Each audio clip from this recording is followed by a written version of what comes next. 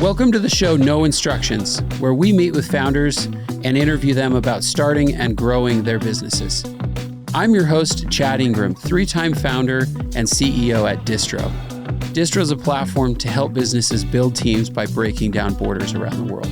Let's go ahead and get started with today's guest and see how they built their business. Today on the show, No Instructions, we have Maxwell Bennett, the CEO and founder of Dirty Dough. So thanks for joining us today. Let me say thank you. And also, I deserve for you to change my name around. It's Bennett Maxwell. But I was late, so I deserve that one. That's true. That is true. And that's an easy one because you have 2 last names and 2 first names, right? And then throw in James as my middle name. And Are you serious? Yeah. That really, people call me Max. Complicates things. People take my last name, make it into a nickname, and then what I'm going to do right now?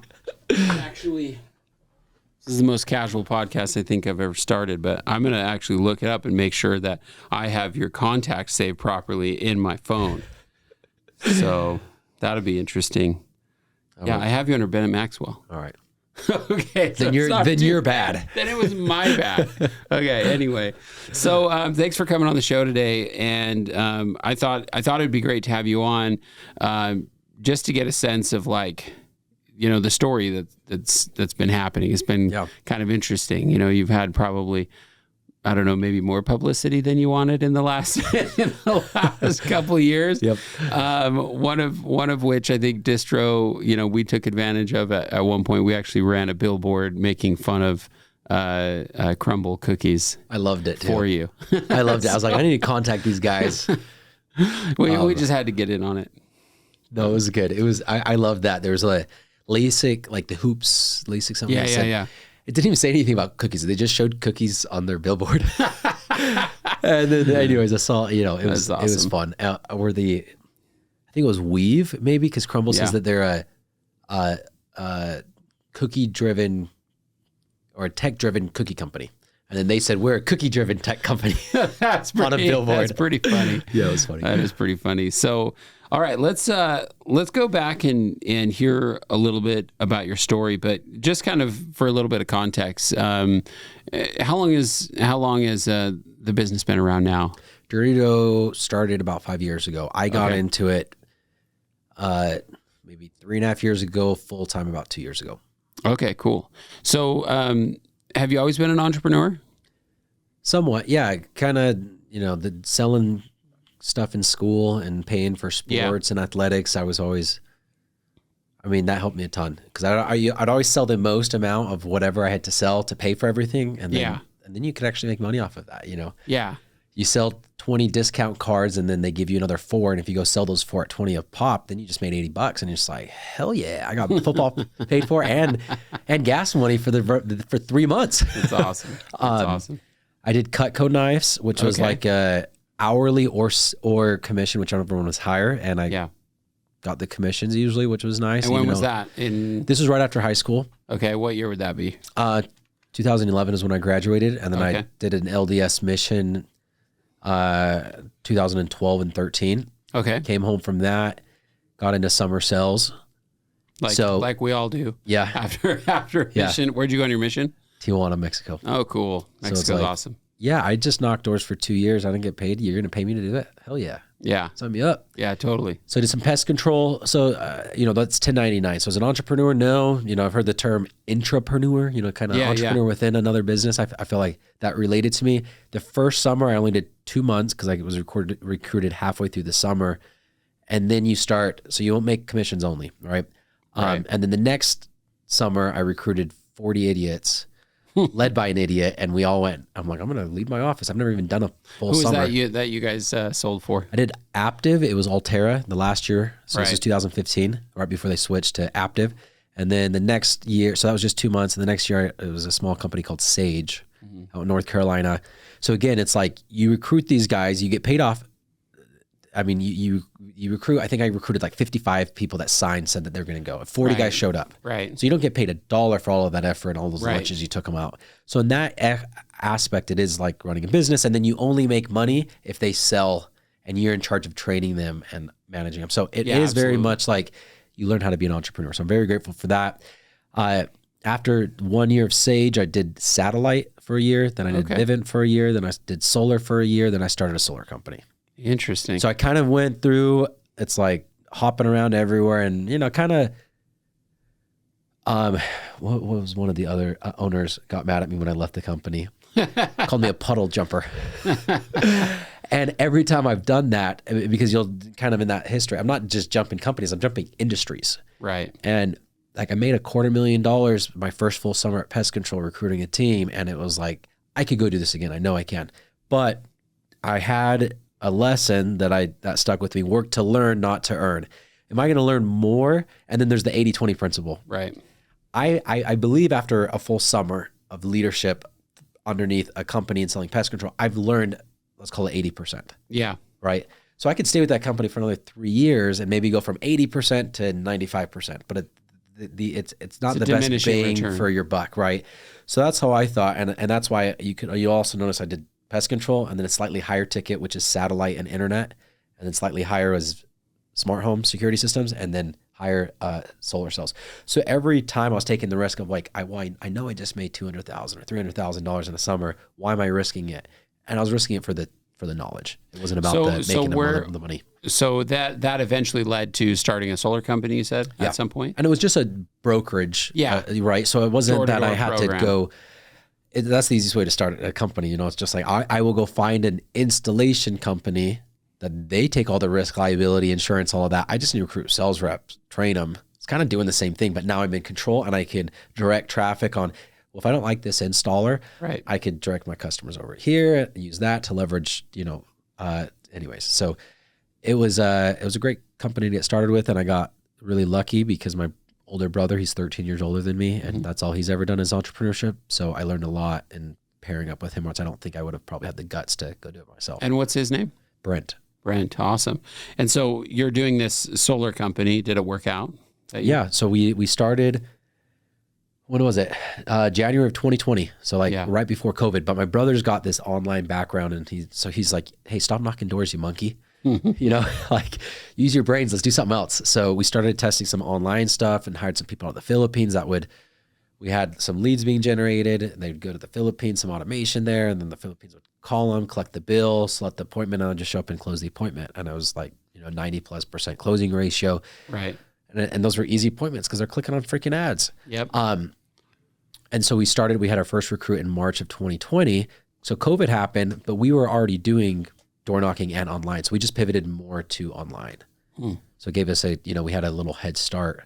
Ran that for a year with the mentality of like working ourselves out of the business, kind of the E-Myth Revisited book, if you ever heard of that, right? Which was really good. So a year into it, I was had the opportunity to buy Dirty Dough. Interesting.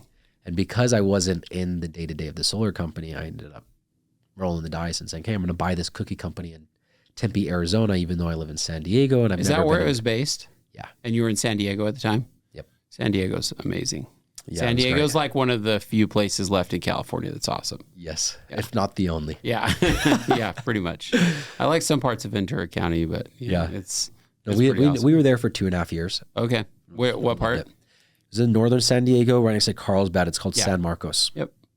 Awesome. Yeah, I'm from Southern California too, so I love it there. Tacos. I just, on the way here, I was talking with another cookie franchise owner. Right. Matt Thomas, Cookie Co. is what he owns. And okay. He said that they just passed a law in California that if you work for a franchise, so McDonald's, whatever, you have to pay your employees $25 an hour starting next year. Wow. And I'm like, that's unreal. What? He goes, look it up, dude. I haven't looked it up, so don't quote me on this. I haven't verified it real soon. But I'm like, are you kidding me? We got franchises. That's going to crush them. They're already like, wait, why would I have to pay an employee $15 an hour to put a cookie in the oven? Like that's so simple. And now if it goes up to 25, it's crazy. It's just unreal. It doesn't seem like that works, right? Like if in an economy where we have inflation that's already a problem, and you force requirements and regulation on people to then up payroll costs, all it's going to do is raise the cost of goods. Yeah, and it is what it is. So we're just going to see, a harder chance at us fighting inflation. It's ridiculous. So yeah, how do you stay alive if you own any franchise concept? Yeah. You're like $25 an hour. It's a lot. How do you afford that? Yeah, it's a lot. For any particular franchise store, right? I mean, labor is one large item. Yeah. That's the way I understand it. So like here in Utah, in most stores, I would say the average pays half of that. $12.50 plus tips. Right. That's a lot. So that's big. That's a big leap. Cookies are going to be a little bit more expensive in California is what we're looking at. Yeah, exactly. For a cookie. So let's go back to this time when, you learn about Dirty Dough. How'd you learn about Dirty Dough? Like who really looked at this concept, based in Arizona, and how did you come to take it over? So I went to school here in Orem, Utah, and one of my little brother's friends moved to Arizona to Tempe to go to school there. Okay. And he's like, I'm going to start a cookie company. So he just sold chocolate chip cookies out of his apartment, delivery only. And he posted on Facebook saying, hey, sell out almost every night. I want some money to open a storefront. So he opened in November of 18. I invested passively. I invested and owned 15% of the company in midsummer of 2019. Okay. And then he opened up that first storefront in March of 2020, kind of when I was starting my solar company. And then I saw that some competitors, you have Chip, and then Crepe started popping up, and there's this other one I got. It was Baked, which they're not around anymore, and obviously Crumble. Mm-hmm. And Crumble opened one in San Diego, and they were crushing it. So I was like, dude, let's franchise this. I'll be your first franchisee. He didn't want to franchise it. He's like, dude, this freaking sucks. I want to get out. I'm going to sell it. And I'm kind of like, what would you sell it for? So I ended up buying it. And it wasn't profitable at the time. And so you got a good deal. Yeah. Hopefully. I paid like $180,000 was the valuation of the company. And I already owned some equity. But it wasn't profitable, but I did see like, I could reduce labor. I can do this. I can do that. Which I didn't know. I just was guessing. It was but you're in San Diego. I'm in San Diego. Stores in Arizona. What'd you do there? I just went out once a month for a day. Really? Yeah. Fly out in the morning, fly back in the afternoon. Interesting. But it's that didn't deter you from the geography. Didn't deter you from making this decision. Obviously. No, and two reasons why. Yeah. Crumble requires you to be an owner operator. Okay. You have to be in there every single day. Got it. So I'm like, well, that's how are you going to scale that? Yeah. Like, how are you going to get the big experienced restaurateur groups to invest? Well, exactly. You can't. So I need to prove that I can run it remotely, and I need to simplify the processes. So if I can do it with no experience, then that's a good sales pitch, because I'm a salesperson. I know what would sell, right? So it's like, so that's that. And then the other thing is I just listened to a podcast that said true wealth is built by buying real estate and businesses. And I maybe had 5 rental properties or something. Okay. Never bought a business, never even crossed my mind. Yeah. So I'm like, got to start somewhere. Yeah. Yeah. Let's roll the dice. Let's, right. But yeah, I didn't have a background in food or anything. But I don't think you need to. The mentality is just hire the right people and look what's working. So you pull a lot from these gourmet cookie companies that are doing well. And then we kind of mix the model with older companies that have been around for decades. So that you have Mrs. Fields and Great American Cookie Company. Both of them started in 1977. So they've been around for 46 years. How do you have a concept that's around for 4 decades? So hold on, let's talk about cookies. I like Mrs. Field cookies, okay? Yeah. And I'm actually not the biggest fan of the big kind of like, what do you call them, like cake donuts, like the giant, cookies. Because like, who can eat that in one sitting? And anyway, you could eat it over a course of a few hours, whatever. But like, I went to an event recently, and somebody brought a stack of boxes of Dirty Dough. Uh-huh. In fact, I think it was Mike. Okay. Do you have a mic that works for you? Yeah, okay. I think he brought like 4 or 5 boxes of Dirty Dough cookies, and they were the smaller ones. Yeah. And they were super good. Yeah. Super good. I ate a lot of them. Yeah, that's way more really manageable to...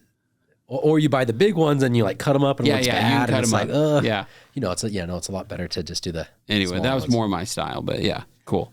I forgot what I was saying. Yeah, sorry, I interrupted. But you were talking about you didn't have experience doing food. You Mrs. had Fields, some... That's what the last thing was. Exactly. So how, because everybody's like, dude, cookies are a fad. It's like the next frozen yogurt. It's the next cupcakes. And I'm like, well, one, is that true? Probably not if Mrs. Fields has been around for 46 years. Right. And yeah, they're not as big as they once were. But 46 years is a long time. They still have 250 open locations. And Great American Cookie Company still has over 300 locations. Right. I think the biggest downfall there was malls. They were both in malls. So what can you do? Right? It's true. But despite the malls, they're still around. Why? Because they have a low break-even point. So what's the difference between them and, let's say, Crumble? Well, Crumble, you have to order your ingredients at a per location basis. So you don't get the bulk ordering. I'm ordering a 50-pound bag of flour for, let's call it 45 cents a pound, rather than 8 truckloads a month in super sacks at 30 cents a pound. So you don't get that discount where the Great American Cookie Company and Mrs. Fields do. Okay. Then you have the kind of new age cookie model. You mix, let's call it 65 cookies at a time in a 40-quart mixer. Okay. Where these other brands are mixing thousands of cookies at a time. They use professional bakers. Crumble uses teenagers. Right. Then Crumble portions it all by hand and weighs it by hand, and these guys use a machine. So how do I marry the two models? Well, you find a machine that could produce a giant gourmet multi-flavored cookie, and that's what we did. So on the back end, we look like a Mrs. Fields Great American Cookie. On the consumer facing, we look like a Chip Cookies or a Crumble Cookies. Interesting. So we pre-produce everything in these pre-portioned cookie dough pucks. We send those off to our franchises, and then they just pop them in the oven. So then we market ourselves as the most simplistic food franchise that exists. You need one employee and a freaking oven, right? Right. Because you don't. Yeah, that's really interesting. So I actually didn't know that kind of detail. Like, so from a process perspective, you guys are very different. Yes. Like, because everyone else is really making and baking everything like in person, whereas you guys are sort of creating this process to make it easy. It's just so much easier to. If you're going to start a franchise, what's easier, to build a freaking warehouse, buy all the machines, figure that out, and the distribution and the trucks, or to say, here's my recipe, go buy your own ingredients, figure it out. Go buy your own mixers, go buy your own equipment, right? So that's why all of these new companies, in my opinion, are doing that. It's just way easier. It's way less expensive. But to really last, I think you need to model what's worked. So I don't think we've invented anything by any means. It was just, and that's why it kind of gave me the confidence of, I don't need to know how to do this. I'm just going to go look what's already doing. Mrs. Fields has been around, but why aren't they as good as Crumble? Well, maybe it's because they're tech, but maybe it's also because there's a craze going on with these warm, multi-flavored, rotational cookies. So can I marry the two models? So it was just picking apart the best of each model and leaving the downsides and trying to marry that. Yeah, that's interesting. So how did you do? So let's go back to it. You got one store. You're flying back and forth. Do you keep flying back and forth? At what point do you either end up in Arizona or to Utah? Okay, flying back and forth once a month. After about a year of doing the solar companies, when I bought it and I took ownership of it, I was still running the solar company for about 6 months. Okay. Sold the solar company. So this was in June of 2022, so about 2 years ago. Okay. Sorry, of 2021. Yeah. And that's when I was like, okay, let's move back. Okay. Let's move back to Utah. So I never lived in Arizona. So you've got a couple of employees there in Arizona. You got a store that's making some money now. You're like proof of concept. Yep. But at the time you probably weren't doing any like co-packing partnership yet, right? You were making the cookies there. So then you had this idea of how to franchise it. Like, what happens next? How do you get store 2, 3, 4, 5? Yeah. So what happened next? It was kind of, let's go pre-sell these in a sense of, hey, I have an idea. Let me tell you about it. If I did X, Y, Z, do you know anybody that would be interested in buying? And they're like, oh, well, if you did X, Y, Z, you'd have to change X to this, and then maybe I would be interested, right? So you kind of build up the interest and you get to vet out your idea of, this is a terrible idea, and I got told that. And it was because my original plan was, I'm going to sell 5 franchises at a time. And your first franchise is going to be maybe 3,000 square feet. And you're going to have to buy your own balling machine. Yeah. And your own mixers. And then you're going to then open that and run that and then open up 4 to 5 around it. And then you're going to do your own distribution. And I talked with the owner of a concept called Everbowl Yeah. And he said, that's terrible. You're going to fall flat on your face. And I was like, really? Why? And he tells me why. I was like, okay, cool. Let's change it. So it was just pitching the idea to as many people as I could, and then getting interest and feedback, and then kind of creating the model. So came back, kind of started building the team on, okay, who's going to run the production and how are we going to do this? And found that guy. And then we signed the lease on the warehouse and started selling franchises, even though we didn't have a warehouse yet, but we did have the machine. It was in Arizona. Essentially you're pre-selling this concept. Which it's working in Arizona, but the machine's in Arizona. I just need to move the machine to a warehouse, and then we can also distribute it to you. But it was working. It just needed a few little things. But yeah, we started selling franchises in December of 21. I think that warehouse was completed in like May of 2022. Awesome. A month before that store opened, which was our first franchise, which was June of 2022. So it's been 14 months, kind of fast forward to today, and we have 34 stores open, I think, and another 59 under construction, just under 400 sold. So that's crazy. Oh, it's been a wild ride. That's absolutely wild. That's absolutely wild. How many states are you guys in now? 10 that we have stores open in. Mostly in the West? No, in the West we have Utah and Arizona. Oh, okay. And then Oklahoma, Texas, Florida, Louisiana, not Louisiana, Louisville. Yeah, you gotta say it right. So don't screw it up. Kentucky, Ohio, Illinois, Indiana. That's awesome. North Dakota. It's kind of all over. That's really awesome. Man, I have so many questions. Like that happened really fast. Did you recruit any co-founders early on? Like Yes. who was going to help you? I mean, to have that sort of growth that fast, like, you know, in our tech companies, like we need a lot of people. Yeah. So how did that work out? Yeah. So at the very beginning, I had the bright idea before I sold the solar company of, well, I don't have full time, so I'm just going to go find a bunch of other people that could do part time. Right. So brought in a guy that, you know, can help on the finance part time. He also worked at a bank, and another guy that can help on the operations and part time because he also worked at a food manufacturing plant. And anyways, that didn't work out. You can't have part time founders.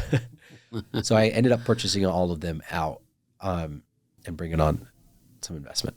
Yeah. But early on, it got us to where, you know, we needed to do. But yeah, it was recruiting the right people to kind of figure it out as we go. Luckily we set up founder investing, and then I got a good advisory board member, John Richards. If you know him, 'cause he's in the tech space. Yep, I just saw him last week. And he's like, this will never work unless you cut all ties with your solar company. I'm like, well, good thing I just sold it. All I have to do is like, I just have one meeting a week, John, and I get a salary. And then he's like, let it go. You have to let it go. And I'm like, no, John, you don't understand. I can do both. And he's like, no, you're an idiot. And then he said, was right. And so I did. I left the salary behind, left the stock behind. And he said, now you have to get everybody else fully in or fully out. So did you think that, you know, looking at the differences of a lifestyle versus a growth business, right? Growth businesses, generally you maybe don't make very much money along the way, but at some point you sell it for quite a bit of money. You know, and it takes a lot of effort and energy, whereas a lifestyle business is kind of like ho-hum, real simple, pay my bills, big house, you know, lower risk. Oh no, I've never thought about that. Yeah. Like, hell no. So like, you know, how did you look at that? Was the plan always to, you know, and again, for like listeners, if you take investor money, you have a growth business, right? Yeah. No investor puts money in a lifestyle business. So did you always intend, like when you bought that store, or like at what point did you intend for this to be a growth business, something that's going to go really fast? I mean, at the very beginning, I wasn't in it for, I mean, I had money, so I was kind of like, I'm in it for the growth, specifically because I can see a franchise becoming a national brand. I didn't see my solar company becoming a national brand. Now, this just got brought up today, but there's an email about 2 years ago, and it was me pitching some other advisor, and we said, you know, within 5 years, I think we could have 30 stores open. You know, we did it in 14 months. It's laughable right now. Yeah. But that was still growth business for me. 30 stores in 5 years. But that was kind of always the plan. Now, at the same time, it wasn't after selling the solar company. I'd also did like, I'm not going to go work my life away. I'm going to still have parameters on not working the nights and the weekends and putting my health and my family aside. Are you following that? The last 2 weeks I have not. Well, we'll see. But typically overall, I do. But typically I do. So I did hire a CEO right when we franchised, and hired a good team. And what's your role now? Even though I'm not the founder, that's my title. It's the founder. Okay. But what do I do? Like the capital raising and the legal and the lawsuit and the PR and all that crap. And the podcast. Yeah. So, but that did help me kind of define what am I even doing this for? Because it's fun, it's fulfilling, and all of this. And I kind of nailed down the mission statement, the core values, and all that. And part of that, I mean, none of that has to do with I want to make money, right? So I don't want to wait to sell the business to have the joy and the fulfillment that I'm after. That's what I did with the solar company. And I got up to 310 pounds. Yeah. And like haunted even right now to like my wife's like, hey, can you help me out with this? And it's like 6:30 and I'm like looking at her. I'm like, I'm working. Just a total ass, you know? Like I'm never going to do that again. Yep. So, but we do have a really good relationship with that of she knows I'm on a sprint right now because I'm capital raising. Yeah. So, and she respects that because also I was in Africa for 2 weeks, 3 weeks ago. And, you know, we went to Mexico for a month twice last year. With your wife? With my wife. Yeah. Awesome. And generally for the last 6 months, you know, I've sprinted 2 or 3 times for 2 weeks at a time. Other than that, 5 o'clock, I'm done. Weekends, I'm done. That's good. But I've also done that at some sacrifices of pay and equity, giving it to other people that'll take that from me. So it's not like you can't have your cake and eat it too. So it's like, well, now you have to pay people more and then you have to raise more equity or raise more capital and then give away more equity. But I'm fine with that. I'd rather have less equity and a life. Yeah, definitely. I mean, honestly, the longer, how old are you? 30. Yeah, the longer you go, you learn that you have to take breaks. You know, I'm on my 3rd startup and man, like the way I do it is like I go hard for a couple of years and then I need a break, like a real break. Like and so my first... Yeah, like pee through a catheter on a racetrack. Literally. Have we talked about that? Yes, I remember that, dude. Why else would I bring that up? So it's not normal. No, it's not normal. But it's funny because I just had a couple of races. It's funny because anytime I talk about doing the racing, everyone always asks, "Well, you endurance race? What does that mean?" Well, it means I'm in the car for 8 to 12 hours. And they're like, how do you hold your pee for that long? And I'd say, I don't. I wear a catheter. So a lot of people don't know. That was the conversation when I met you. Somebody else asked you, well, what do you do? And you're that's right. That's right. Yeah. Like, so this guy's weird. That's a real thing, dude. That's a real thing. It's so funny, man. I'll tell a funny story really quick. So like when you're racing, because you brought up a catheter. Yes. So when you're racing, each car in off-road endurance racing leaves the line between 30 seconds and a minute, depending on the race. And so you're sitting in this long line, like, you know, taking turns going up to the start line. And so, you know, but you're just sitting there. And so I'm sitting there and I've taken an IV already. I've drank probably 3 or 4 bottles of water that morning. And I'm sitting in the car and I'll be in line for like 30 minutes before I actually leave the start line. And so I pee. And the car's just sitting there, right? And so my crew chief, his name's Ryan, he sees something dripping from the car and he's like, oh shoot, something's broken. Like, I need to go address that. So he runs over to the car to the start line and puts his hand, reaches his hand down and puts it up to his face to smell it. And I'm like, Ryan, no. I'm like yelling, like waving. He can't hear me. The motor's going and stuff. And he looks at me and just shakes his head. I was like, you're like, okay, sorry. At least you didn't lick it. Yeah, at least he didn't lick it to find out. Anyway. He just got your pee all over his head. Yeah, he totally did. It's terrible. But you have to do things that keep you sane. Like for me, you know, I'm running a growth business again, and we're starting to talk to investors about investing. I seeded the business, and we've been going for about 1.5 years now. And the question is, can I race and build a business? And definitely different than the solar company. It doesn't take as much time as, like, you know, maybe running a different business, but maybe some brain capacity or energy. But I think that we have to do things that sort of like stall our brain, like that make it stop. Yep. And for me, it's anything like adrenaline driven and going fast.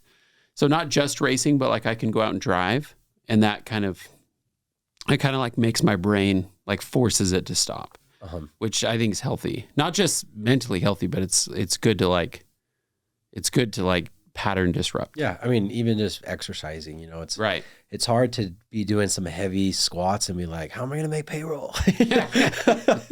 It's true. You're just focused on that true. Because it requires all of your attention. Yeah. It's also funny if employees knew how often the I hope I make payroll happens, they would be a little more nervous about their jobs. But like, it is so common. I remember telling a story about, there was this time at my last startup in like 2018, there was like, we were short $300,000 or $400,000 to make payroll. Our payroll was like, it was like 450,000 every 2 weeks. It was like 900,000 a month. And we were waiting for a bunch of customer like invoice revenue to come in, and there were some other investors we were teeing up. But anyway, in 5 days, I needed like $300,000 or $400,000, and otherwise paychecks would have either been late or something. I had to figure out something, come hell or high water, and we figured it out. Each time. You do. Yeah, you just somehow you do.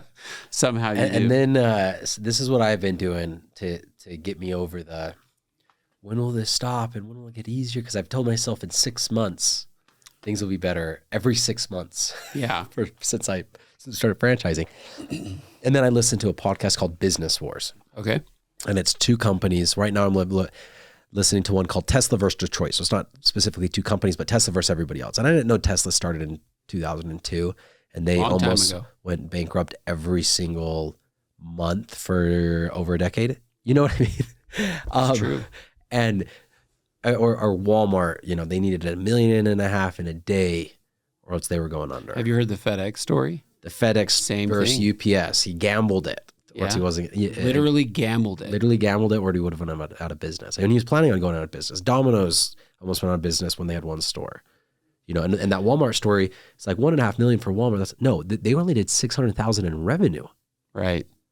So and they were already in debt $2 million, and then they needed another $1.5 million. I'm like, we're doing $10 million in revenue, and I can't even get $500,000 in debt. We have no debt. Nobody will freaking give us money. Yeah, and Walmart's doing $600,000 in revenue, and they're getting $3.5 million in debt. Like, what?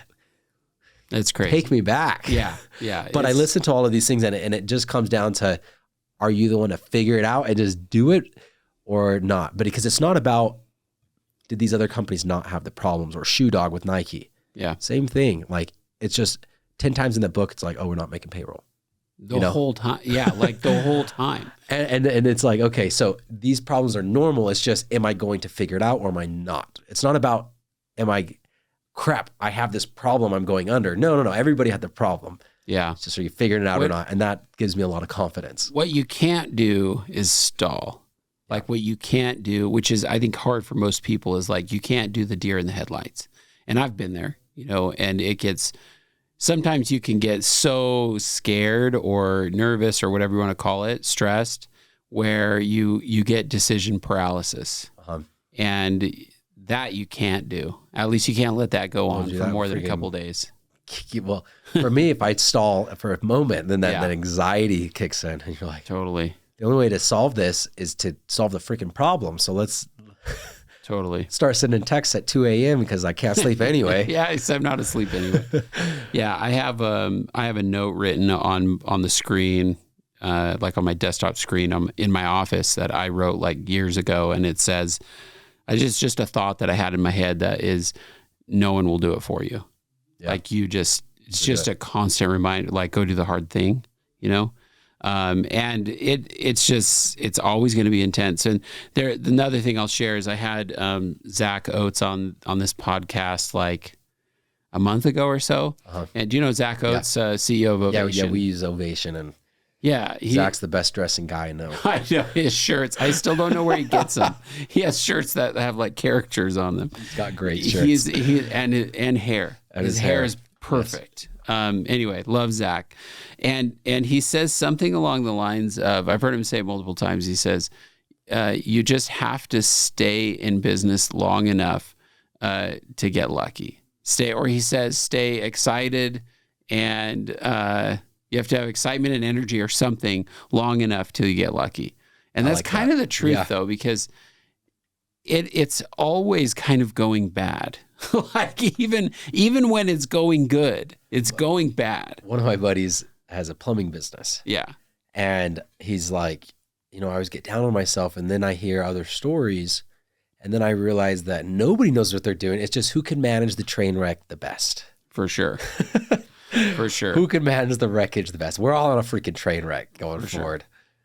Sure. My wife said to me like 6 months ago, something like that. She goes, "How do you manage it all?" She's talking about like, going on a race and then coming back and having, an executive team meeting, then getting on a customer call, then getting on like a prospective investor call, and then looking at the financial model, then having a team meeting with some employees. Like, she's like, "How do you do all that?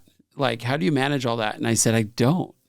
It's controlled chaos. Like, I don't. We just keep doing it, And I mean, we have a plan, right? Like, we do plan and we try to strategize, but like, everyone's got a plan until you get kicked in the face, right? It's just, it doesn't work out that easily, So it's kind of interesting. No, I'm a big believer of that, and I'm a big believer that not enough people are talking about that. And then so it's like you have a startup, you're like, well, I have all these problems. I must not be doing good. It's like our last board meeting, and you go over problems in your board meeting. Yeah. So we're going to all of our problems. And then John Richards congratulates me on the growth in this. I was like, were you not in this board meeting, dude? Why are you congratulating me? But it's like, oh, we're doing really good. Even despite the problems, we're still doing really good. Despite all of these, I feel like I'm willing to just give away the keys to the company to anybody, right? Yeah. One day over the next. And I'm like, oh, that feels really good that he's congratulating me when he's been part of so many startups, because we are doing really well, despite the bajillion problems that we're having. Yeah, you do have to step back and look at it holistically and say, okay. But you just feel like if you're not in the startup world and it's your first startup, you're just like, holy crap, I'm failing at everything. Yeah. You're like, no, everybody is. Well, keep going. Yeah, exactly. Keep going. But isn't that, I feel that the hardest part for a lot of people is just starting.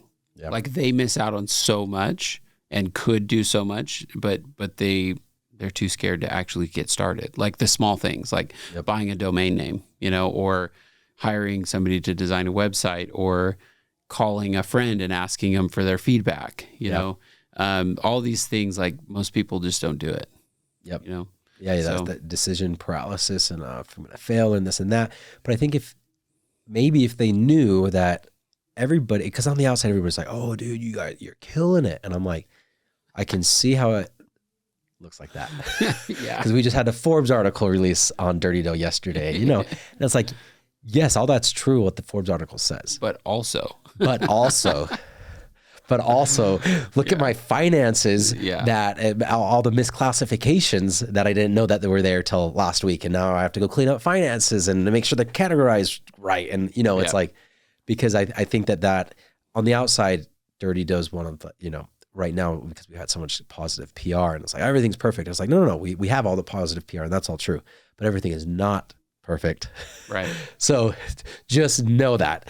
And I think that's what I would like to hear a little bit more of. And that's why I gravitate towards those business podcasts, Business Wars podcasts, because it tells the whole history of all these companies, and they're all going under all the time. Totally. I have a friend. Yeah. And they don't, right? But it feels like it the whole time. Hershey's and Mars. I just listened to that one as well. And it's like, they almost went under several times. Yeah.